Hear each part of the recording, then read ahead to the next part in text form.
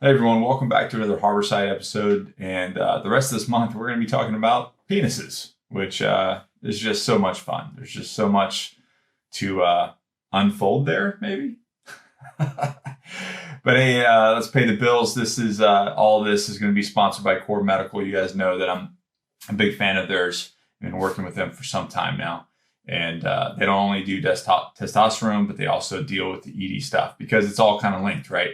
Everything in your body is kind of one piece, and you can't have one without the other. But if this is something that you deal with, which Dr. Kirk Parsley is about to talk about in depth, which was really illuminating to me because there is a lot to kind of uncover here, pun intended, I guess. But ED is caused typically by low test and blood flow issues, but that can go a lot of different ways as far as your diet, your body fat percentage, and we're gonna get into that. But Core offers 11 different types of ED treatments. Not everything is one size fits all. The days of taking that magic blue pill are over. It just doesn't work like that, and it's kind of a cheap way to look at it. But this is more tailored to you. They talk about what your issues are. They look at your lab work, and then they prescribe a medication specifically for you. So at minimum, and you're going to hear Kirk talk about this, at minimum, just get your blood tested. We live in an age that this is not something that you and your partner have to deal with.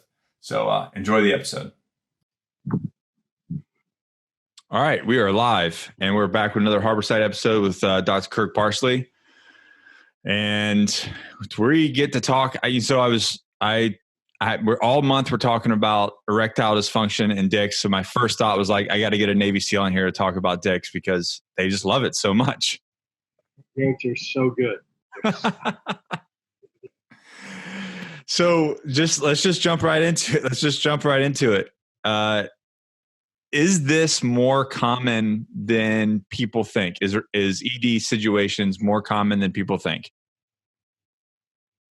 I mean, I would say from a medical standpoint, unquestionably yes. And the reason I make that distinction is because you first have to really define what does ED mean, right? Okay. So erectile dysfunction doesn't just mean that you can't get an erection. If that were the only thing that, okay, we have a binary definition at that point. However, like erectile dysfunction includes not getting as hard of an erection as you expect, like sort of what you think is normal for you. It also means that you can't keep an erection. So even if you're, deliberately kind of delaying the outcome and you're like pushing it because you want this to last longer, if you lose your erection after that, that's still ED, right?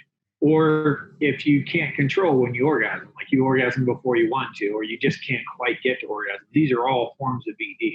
Wow, I did not know that. So it gets really complex, right? And then when you look at just age association with that, right? So when you're 30, one of those things happening like has a certain percentage of being sort of normal or average. And then when you're 40, that goes up. When you're 50, that goes up. And when you're 60, like every birthday that ends in a zero, like you fall into a new category of like what's normal, right? Like how many times do you want to have sex that you aren't able to have sex? Well, if you're 60 and that's 1 out of 20, you got no problems, right? If you're 30, 1 out of 20, maybe that's a problem. If it's 1 out of 10 and you're 40, you're like, that's probably a 1 out of 50. Like you're 50 and 1 out of 10, maybe. Like so, it's not like a super. The point is, it's not binary, right? It's not like yes and no. Okay. Like, you wish that your erections could be harder and last longer, and do you wish you could perform better? That's really ED, man. Like that, and I think if you look at it that way, if you're 25 or younger, there's probably very few people that would say, I wouldn't want to be a little better, right? Like I wish I could. The sort of ambiguity of the definition makes a big difference. But I think if you look at it in slightly more concrete terms, just like, um, you know, are you satisfied and are your partner and is your partner satisfied? Because actually, when you work with people who have ED, a lot of the times the reason the man is suffering is because he believes he's not fulfilling the woman. And if the Right. woman comes back, absolutely not. Like, I love it. Like, what you're doing is great, and I couldn't ask for anything better. Well, then his ED just went away, right? Like, it's Right. gone. So it's a really complex thing to talk about. But I think it's like anything else. It's like being healthy. It's like being fit. Are you fit? Are you in good shape? Relative to what, right? Right. Relative to me, absolutely not. I'm a pile of crap. Like, I'm in terrible shape compared to that. But compared to other 50-year-old men and like where I want to be, I'm doing pretty well, right? Yeah. So I think it's a very relative term like that, and I think it should be approached with that because, you know, I could say in order for me to be fit at my age, I have to be able to compete in the CrossFit games, you know, jiu-jitsu competitions, powerlifting competitions, have six-pack abs, 5% body fat. Like I could come up with those as being my rules. And would you say, no, those are wrong? Like, okay, those are hard. Those are hard to achieve. But if that's what you want, then we can work towards getting that. So the same thing is true with erectile dysfunction. It's like, yeah, all right, maybe you want to be able to have sex 3 times a day with never having any Right. challenge. You're 50 years old. I'm not saying you can't do that. That's ambitious, but yeah, okay. Like, let's work towards that. So if you aren't able to reach your goal, like my whole passion in medicine is helping people optimize their performance or what they find valuable. And if they think that they need to have sex 3 to 5 times per day at their age to be able to be successful, then let's work towards that. Like I'm not sure it really matters where that line is drawn for, oh, this is a disorder or this not. Just like hormones. You've been through this whole rigmarole. It's like, what's low testosterone? It's a bullshit term, man. It's like, Yeah. all right, well, are you performing how you want to perform? No. Okay. Where's your testosterone level? Oh, it's not where it was when you were 25 and you were performing the way you wanted to perform. Well, let's see if we get your hormones level. Oh, now you're fine. Okay, then you needed testosterone, right? Like that's not a common concept of medicine, but that's the way. So that's kind of what I was going to talk about or bring up. So like, and I talked about that, and, you know, I was open about it in my book as well. But when I found out that, well, I didn't know I had low T at the time, but one of the symptoms that I had was I could get an erection. I didn't give a shit about sex. Right. Like I wasn't just like. Different things. That's an important distinction for the show. Like there's a difference between the capability of getting an erection and having sexual desire to do something with that erection. Two totally different. And I just didn't care. So I didn't know like. So, but when I found out that my testosterone was a 190 and then I got that fixed, well, that, you know, I was a 190 at like 30, 31 years old. I'm lucky that you're 190 because I've had, you know, 28, 30-year-olds who were 257. They're like, well, 255 is normal. So you're good. And I'm like, what? Are you kidding me? And I was in the military, so I couldn't do anything about it. I had to defer to the endocrinologist. Now, on the outside, I'd be like, whatever, I'll treat you at my discretion. But, yeah. So that was my personal experience, but I know that it affects a lot of other people a lot different. So what's happening in the body? Like, I mean, it's probably pretty simple for you to explain what happened to me, but like, what is like on a, you know, I guess a physiological level or even a hormone level, what's happening that's specifically causing these things not to happen? Like you said, maybe not getting, you know, hard enough, lasting enough, you know, orgasms changing, like what's happening in our bodies that's causing that? Yeah. So, I mean, there's a lot of factors involved in that. Unfortunately for our community, the number one reason for erectile dysfunction is other pharmaceuticals. Because, I mean, there are legion of drugs that interfere with erectile functioning. And all the shit that they're giving, all the shit the VA is giving us. Stuff that are, that's right. But if we break it down, like there's sort of different categories, right? So I had a professor in college who used to always say, never forget that the most important sex organ you have is between your ears, right? And that's absolutely true. Your desire to have sex and how much enjoyment how much you perceive from sex, by and large, that's a neurological decision, right? Like that's something that's there's some nuances to that, but that's just one category, right? So how do you think about sex? How do you think about sexual performance? And just what do you find exciting? Like, what do you find erotic? What do you find sexually uplifting and desirable? Like there's a lot of programming there, and there's multiple layers to that. The next thing that you have to have is you have to have a balanced autonomic nervous system, which I'm sure you've talked about a million times with different guests, because it's hugely important in everything that we deal with. One of the things that happens in the community is that we kind of reverse the autonomics. And I'm sure, like, you would know more about this than I do because of the time that you were in Special Forces. What we actually train Special Forces to do is to be more calm when most people would be really scared. Right. But unfortunately, that reverses as well. And when most people would be really calm, it causes a lot of anxiety. And this is why you hear guys come back from their 15th deployment, and they're sitting on their couch in the weekend, and there's no music and there's no television. Their kids playing in the background, and their wife's in the kitchen, and they're white knuckling that experience, going, "Holy shit, how am I going to get through this?" Because their autonomics are completely reversed. And an easy axiom that we learned in medical school is point and shoot. So parasympathetic causes the erection, and sympathetic causes the ejaculation. Okay. And so you get into parasympathetics, you can't get an erection. And we see this more with women than men, right? Because if you think about it, it's like, when do you have a difficult time having a woman orgasm? That's a loaded question, always, right? But well, the most difficult times are when they don't feel comfortable.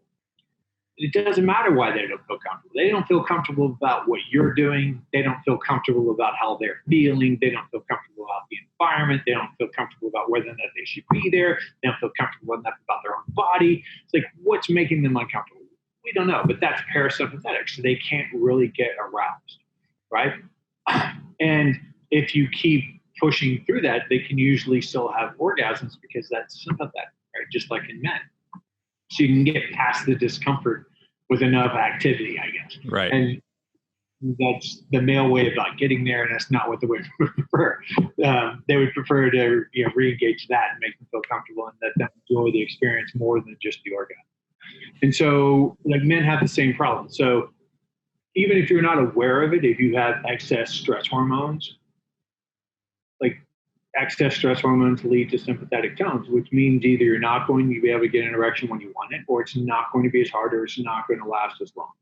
And these are all very common things. And you could call that part psychological, but I separate those because I think that's more physiological, right? Because you could just have a basal high level of stress hormones because of how you're wired in general, because of how you're working out, because of how you're eating, because of how you're sleeping, because of all sorts of stuff. The first component we talked about is just like what's between the ears. I call that the psychological component. Right. Physiologic component. And then the second physiologic component is blood flow. Now, in our age group, blood flow, unless you've lived a pretty unhealthy lifestyle, blood flow issues to the penis under 50-ish is pretty unusual. Yeah. Get over that.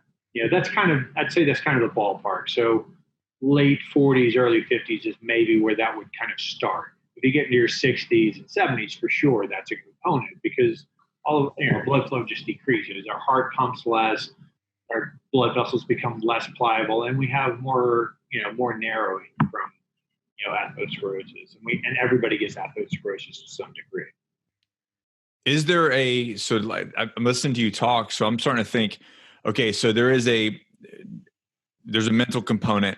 Now you have a physical component that's an issue. And then you're doing it. Is it even more of a parasympathetic issue because now you're stressed because you're not performing? So it's like you're causing more of a mental problem already because of what's happening. Right.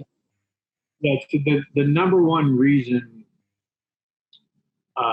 for erectile dysfunction, especially not being able to get an erection, I'd say unquestionably the number one reason by a long shot, right? It might not be the vast majority, but it's definitely the plurality of the reason you wouldn't be able to get an erection is because you're worried that you won't be able to get an erection. Or if you do, you're like, shit, I have one, but like, how long is it going to last? Am I going to be able to make this happen? Like, instead of enjoying the whole process, you're like processing everything. Right. And I'm familiar with this struggle because when you look at sleep, the number one reason for insomnia, the number one reason people can't sleep is because they're worried they're not going to be able to sleep. That is something I struggle with. I will wake up and go, shit, am I going to be able to go back to sleep? And now I'm stressing out that I'm awake in the middle of the night and worried I'm not going to be able to go back to sleep. Same physiology, because as soon as your stress hormones creep up while you should be asleep, you're going to have a harder time being asleep because by definition, stress hormones are low when you sleep.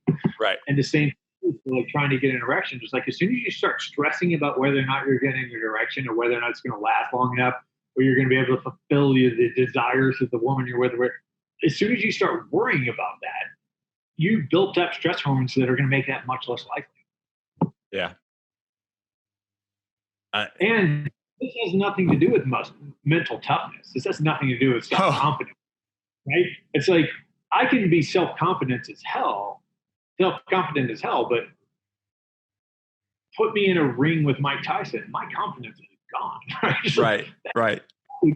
My ass in a really bad fashion, and the same thing is true. It's like, you can any of us can be like overall confident people, but just run into like, oh shit, like this thing keeps popping up, or like what, like my buddy told me about this happening to him. I hope it doesn't happen to me. Like, and that can be enough to kind of spin people out.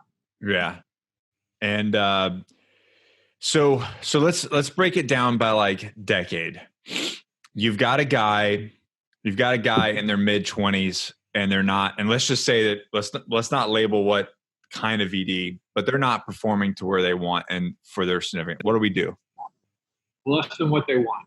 So the number one reason that somebody in that age group wouldn't be able to get an erection is because they've drank in excess, right? Okay. Or if they've been in, say, the special forces long enough to be on enough medications could be that's like, so something that you're taking into your body, that's the number one reason. The number two reason I would say would be hormonal. And, it's interesting, sex changes psychologically as well as it changes physiologically over life. And so the more times you've been able to have sex successfully without any problems, the less likely it is that your psychology is getting in your way. So when you're 60, even though physiologically you're not as capable, psychologically you're more capable. Yeah.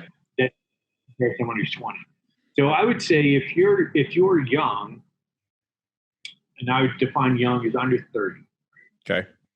If you're under 30 and you're having any semblance of not being able to perform to the level that you feel like you should, or what you feel like is normal for you, number one thing I would look at is what are you putting in your body that doesn't belong there? How is that impacting it? Number two would be to get your hormones tested. Yeah. And it's not full of testosterone, right? Because there's a lot of factors involving whether or not that testosterone is effective, right? Right. How much bonding globulin do you have? How much are you converting to estradiol? How much are you converting to DHT? Like Yeah. what is going on with that testosterone level? How much is bioavailable? How much is free? Like that's more important than the total number. So, but that needs to be evaluated. And then, unfortunately, again, with our population, the lifestyle, the chaotic sleep cycles, overtraining, like just working way too hard, and then the blast injuries. The blast injuries, we know they affect the physiology of the brain, and that's the master hormone control. I want you to talk about that hormone for a second, but I'm going to go back to, is there a certain amount, or is it different for everybody? Like, how does alcohol affect your sex hormones or sex organs? Yeah. So that does vary. And of course, the older you get, the more important that is. Like I said earlier, as you get older, you're physiologically less capable. You can be psychologically more capable. But the alcohol is going to impact your physiology a lot more as you get older. I mean, I know myself, if I think back to like my 20s, I could probably be passed out and still have an erection. It was just so wound up about sex. It was so amazing and so exciting. Yeah, but the older you get, the more of a problem that becomes. Right. Okay. So then there's no set limit, right? There's no blood alcohol level. It's like, oh, you're 0.1, you're impotent. That's just not that simple. Yeah, but for a normal guy, late, maybe he's got a family, late 20s, early 30s, and he's having, 5-6 beers a night and having a problem. 30 to 30 and you're not slurring your words, it's probably not the alcohol.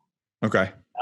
If you get over 30, that gets a little harder to define. But when you're young, unless you're just really getting housed, it's probably not the issue.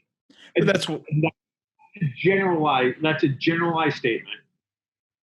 Everybody's different. Like there are people that their entire lives it's been a tenuous idea of like whether or not it's going to happen and work out right? Yeah. So that's if you're somebody who's like, since I've been 16, I've been hitting myself in the chin with this thing, and it's like always is hard, and I can't get rid of it.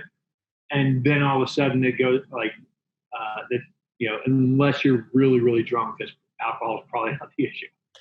But it's like it's all about trying to figure out what is what, right? And slowly taking away things that, not doing everything at once, but like, okay, I'm having an issue. Well, if I'm drinking, maybe I need to pull back on that and see if that has an effect on whatever. The second thing you said was talking about sort of brain injury. And this is where I learned about luteinizing hormone. Because when I went to the brain clinic, they asked about like the quality of erections, the quality of orgasms, the volume. So can you talk a little bit about what is the luteinizing hormone and how does that play into sex and ED and all that? Yeah. So you have this little bit of your brain that kind of looks like it actually looks like testicles. And I'm not saying why, but perfect. Hang between your eyes and like back about this far in your head. And it's called the pituitary. That's the master gland that controls your endocrine system. Okay. And there's above that. It's called the hypothalamus, and it basically analyzes what's in your blood, and then says, based on what I'm perceiving in the blood, I'm going to stimulate the pituitary to do more of this or that. And that can be luteinizing hormone. That can be follicular stimulating hormone. That could be ACTH. That could be thyroid releasing hormone. There's about 7 different pre-hormones or hormone precursors that are leading to that. So luteinizing hormone causes you essentially that. So that gets secreted from that pituitary. Gets in your blood flow, and it causes your testicles to produce more testosterone. Follicular stimulating hormone causes your testicles to produce more sperm, right? Because your testicles produce both. And this is the same in women and men. So luteinizing hormone in women actually produce testosterone that gets converted into estradiol. So LH is the same in them. And the follicular stimulating hormone causes their eggs to expand and get ready to erupt and be, right? So it's the same in men and women. And unfortunately, Mother Nature's big joke on men is that area above the pituitary is analyzing your blood, it doesn't really analyze for testosterone. There are some testosterone receptors in the brain, but they're very few relative to everything else. What it primarily gauges it off of is how much estrogen you have in your blood. So how much estradiol. Your testosterone becomes estradiol to some extent. And that's different genetically for different people. However, what we consider fat, like when we think about somebody who's fat, or we think about that's by and large what we're thinking of as subcutaneous fat. That's the fat between your skin and your muscles, right? That fat has the enzyme in it that converts testosterone to estrogen. So the more fat you have, the more of your testosterone that will become estrogen. The more estrogen you have, the more it tells your hypothalamus you have a lot of testosterone, which means you secrete less luteinizing hormone, which means you make less testosterone, which means you get fatter, which means that you make more estrogen, and then it's a self-propagating downward spiral. You just keep getting worse and worse. I mean, it's not at all unusual. And in fact, I mean, this is evident when you look at young men who develop through adolescence while they're obese, they have really small penises. And it's because to a certain degree, like your penis, like the size of your penis is determined in the womb, like how much testosterone is in the womb, how many androgen receptors you have. Yeah. That's kind of like the foundational work.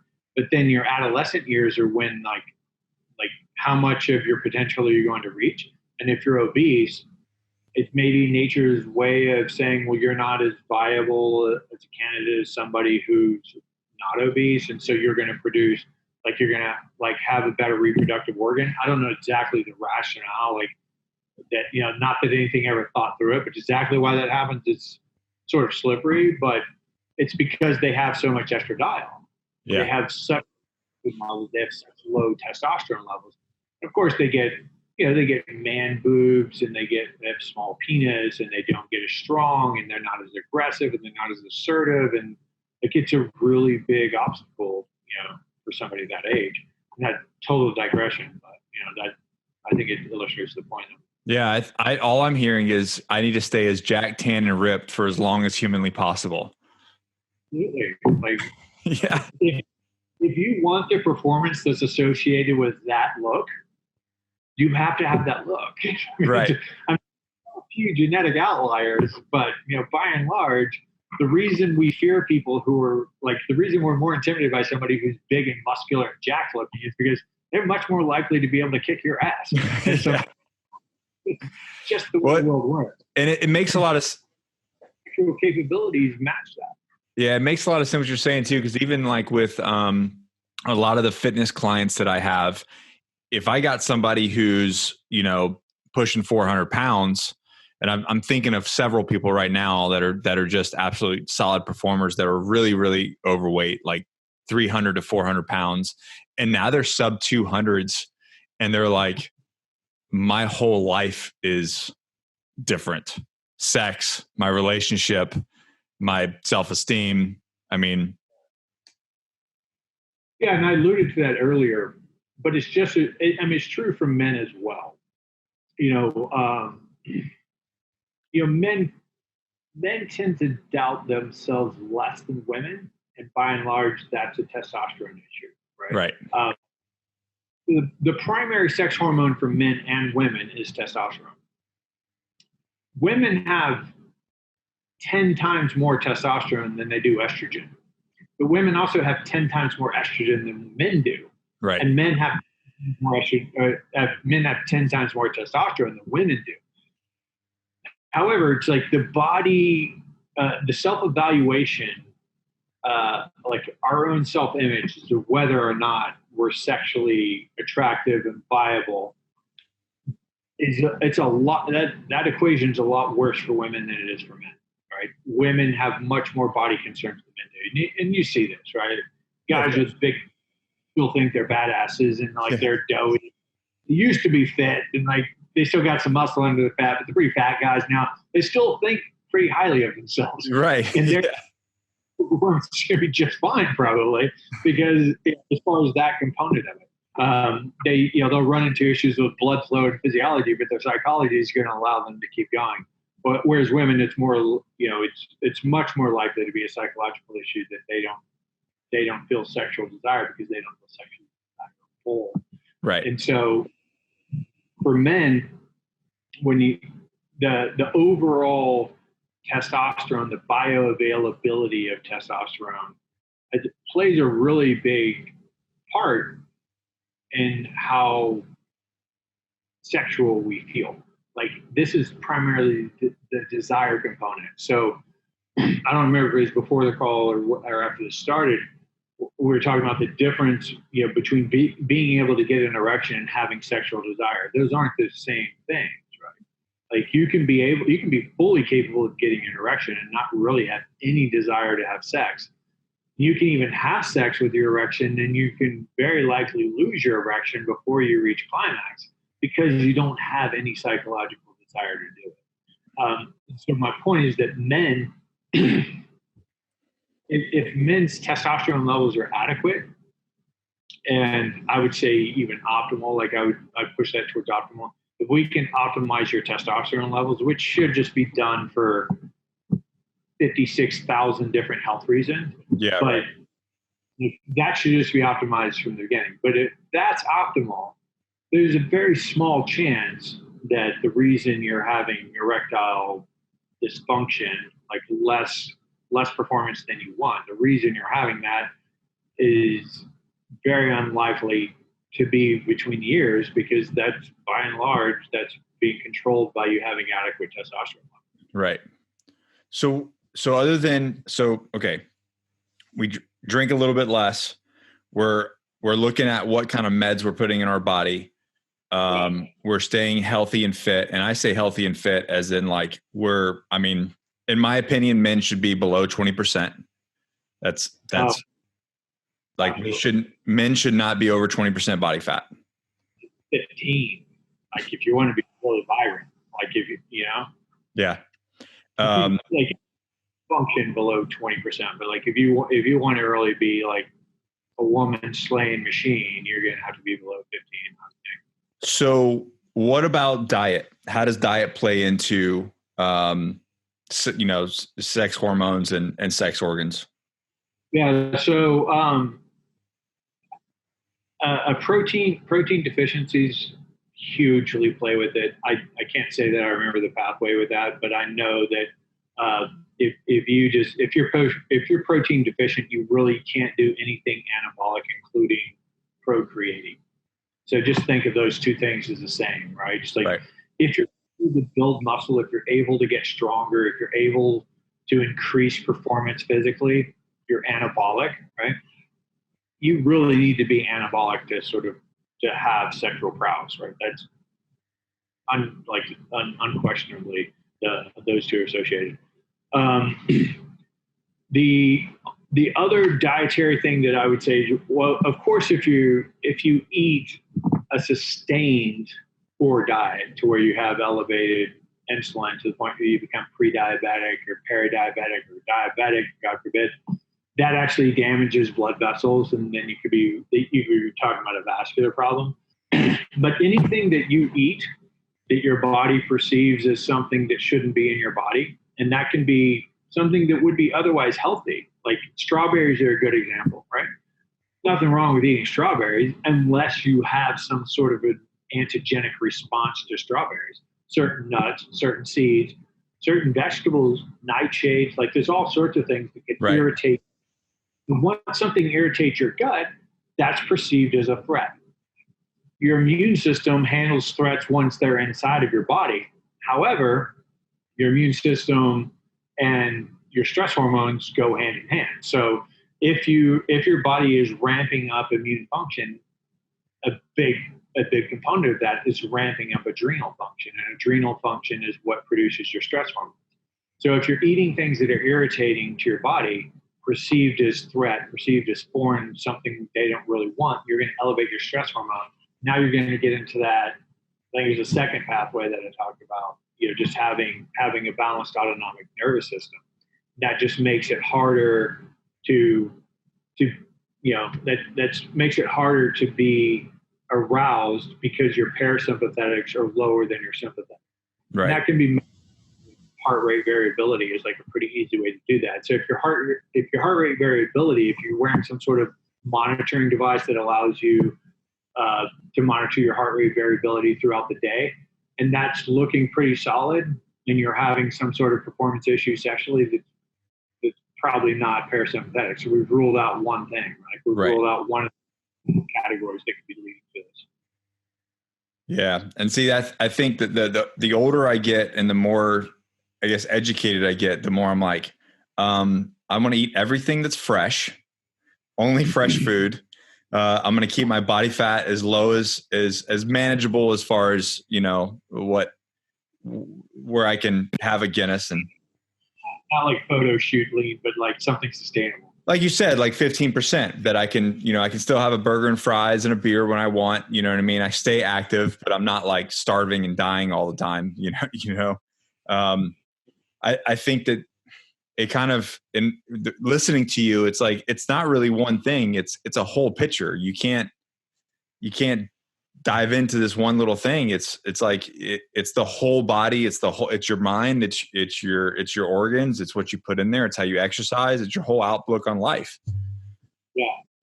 Well, I mean, that's I do these annual consulting programs for people, and just as it sounds like I'm essentially their health partner. Like I'm their coach physician as well for the entire year.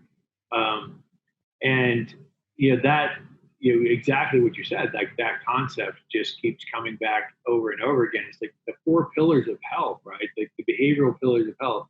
How well are you sleeping? What's your exercise like? What's your nutrition like? And how are you handling stress? You can't get past those 4 things. There's no supplement, there's no pharmaceutical that's going to completely alleviate your need to pay attention to any of those things. Right. And so you have to just keep coming back to the foundational behavioral characteristics that are going to lead to health span, meaning how long are you healthy during your life? Like forget living to 90 if you're in a wheelchair for the last 20 years of it, right? It's like how long are you healthy and capable and actually enjoying your life? And if you're going to optimize your health span, as well as your lifespan to whatever degree that's important to you, there's no escaping those. Like there's no peptide, there's no supplement, there's no hormone, there's no procedure you can have done that's going to alleviate the need for focusing on this. I mean, it's just completely unavoidable, and it's very non-sexy. People don't want to hear that. Like they want to hear that there's some solution. Oh, just pop this all-natural supplement and just swallow it with a glass of water and your life's going to be perfect. And it just doesn't exist. If it did, I'd sell the shit, but it just doesn't. There's just nothing out there that's like that. It just comes back to, the appropriate amount of discipline. I feel like you can get over disciplined and you can cause problems, right? You can just be stressed out and neurotic all the time because you're so damn disciplined. So It's really life balance for your psychology. And I would say erectile dysfunction should probably thought of as a harbinger for bad things coming. Right? So if you're having point, one of the first things you're going to notice is a weaker erection. Right? If you're having serious psychological issues, one of the things that's going to be the most salient to you, it might not be the first thing you notice, but the thing that's going to really stand out to you as a man is your lack of performance sexually. Yeah. If you're not handling your stress well, that's a pretty good sign. Like if you have any question as to whether or not you're handling your stress well and you're having erectile dysfunction, start there. Like that's definitely a place to start. Yeah, it's funny you say that. When you were talking about like trying to calm yourself down.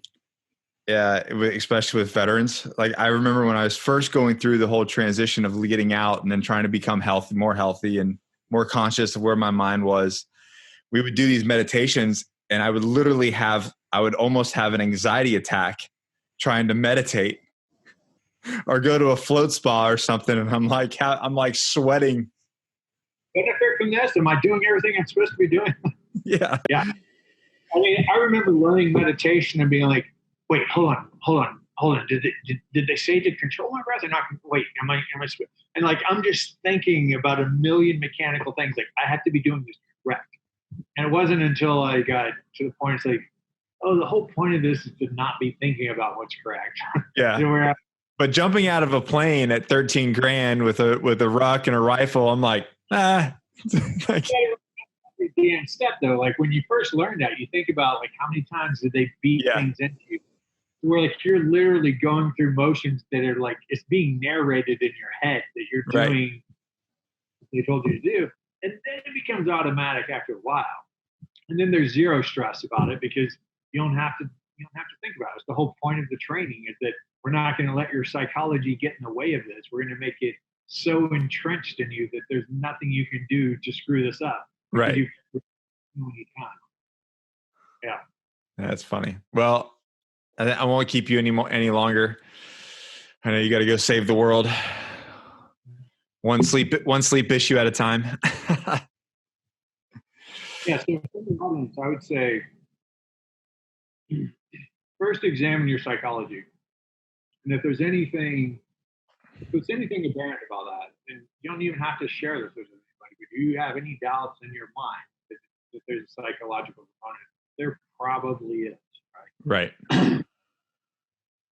If you're having issues and you don't think there's a psychology issue, the next thing I would think about is your stress. And again, guys in our community are really bad at knowing when they're stressed. I'm still this way to this day, and I teach it all the time.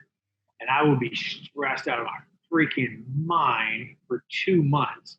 And then once I get out of it, I look back and go, holy crap, was I stressed? And I didn't realize I was stressed. Like I would have convinced you, had you asked me, I would have convinced you that I was under no stress, but I was under an immense level of stress. I would say this is really easy to be passed. This is a really easy test for that is to pass it by somebody who isn't in our community, like somebody who hasn't lived those type of life experiences. I think about like my ex-wife was a great woman, and like unfortunately it didn't work. But one of the things that I really valued about our relationship is I would just say, I don't feel like I'm stressed, but let me tell you about the things I'm thinking of, and just let me know if that would stress you out. And she couldn't even handle the list. Like she wouldn't even let me finish the list. Like, oh my God, you're stressing the hell out. Stop talking to me. You're stressed. You're definitely stressed. Like, okay, all right. So that would be the next thing. And if you don't want to do that, just like get into meditation. If you're not meditating, make sure that your sleep is good. Make sure that your exercise is on. You're not over-exercising. You're not under-exercising. That'd be my number 2. If both of those are pretty spot on and you're feeling like you're having issues, then I would seek medical attention, and I'd look at and make sure that you don't have some vascular compromise. It doesn't have to be atherosclerosis. That's the most common thing, and that can be accelerated. Even if you feel like you're a pretty healthy person, you can still have more of that, and you can just have blood flow issues. But that, again, if you're under definitely if you're under 50, if you're probably under 60, 65, that would still be my last thing to think about. Blood test for sure. Get your labs checked always. Right. Yeah. Well, thanks, Kurt. Always a pleasure. Always good times, man. All right. Everything below for Kirk and all his consulting and everything is below. Go hit him up. Go follow him on Instagram. Follow him on YouTube. He's got so much information. I absolutely love talking to this guy. And he pulls no punches. So if there's some bullshit out in the world medically, he's gonna call it out. So I love it.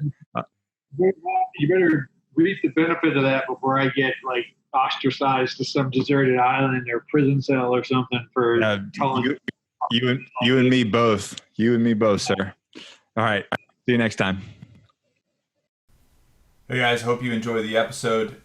Really just want to give a shout out to Core Medical Group. Thank them for sponsoring this episode. And if you are looking into this or you need help with this, or you want to talk to somebody, reach out to Core Medical HRT on Instagram. The links are below.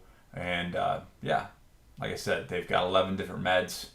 They are professionals in this world, not just ED, but health in general. And man, just absolutely great people. CEO over there, everyone involved with them is great. So give them a check out, and or if you know somebody who wants to look into their dick, send them over there too. All right, you guys have a great day.